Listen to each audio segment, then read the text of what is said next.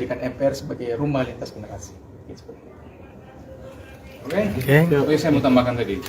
Ada pesan beliau tadi. Ada kutipan beliau yang saya ingat betul tadi. Ini momentum yang terbaik buat rakyat saya akan lakukan. Beliau sampaikan tadi. Pokoknya yang mulai dari program makan bergizi, saya betul-betul bilang saya tidak punya kepentingan yang lain-lain lagi. Saya tidak mencari apa-apa. Saya hanya mau melakukan yang terbaik buat bangsa ini. Itu saya sampaikan, Pak, ini saya merinding. Dia bilang iya, betul. Berempat tadi, di sebelah kanan saya ada Pak Yoris, kemudian ada Pak Tantil, Ibu Ratu ada di luar, ditambah dengan pimpinan MPR dari unsur DPD, Saudara Akbar. Kami baru saja diterima oleh Bapak Menhan, Presiden terpilih.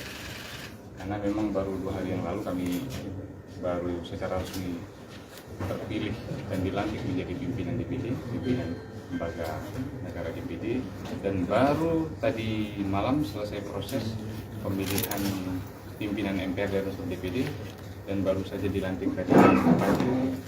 Jadi tentu kami sebagai pimpinan lembaga tinggi negara terpilih sowan sama beliau, diterima dengan baik dan diskusinya bagus sekali. Gitu. Isi tadi dalam ini kan pertemuan pertama juga ya Pak, dan beliau kan tidak hanya sebagai Menhan tapi beliau juga sebagai Presiden terpilih.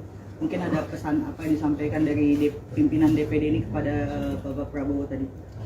Ya, kalau dari kami yang menyampaikan pertama tadi bahwa kami baru terpilih, kedua kami dari posisi parlemen, posisi DPD yang memang sebagai representasi masyarakat daerah di pusat akan sangat mendukung program-program pemerintah ke depan, Presiden terpilih ya untuk 5 tahun yang akan datang yang akan dilantik tanggal 20 Oktober. Nah, semua demi kebaikan daerah dan bangsa, tentu program eksekutif di bawah kepemimpinan beliau nanti akan kami dukung. Kami sampaikan juga bahwa ya dinamika politik pasti ada, tapi komitmen kita adalah komitmen kebangsaan, komitmen kenegaraan.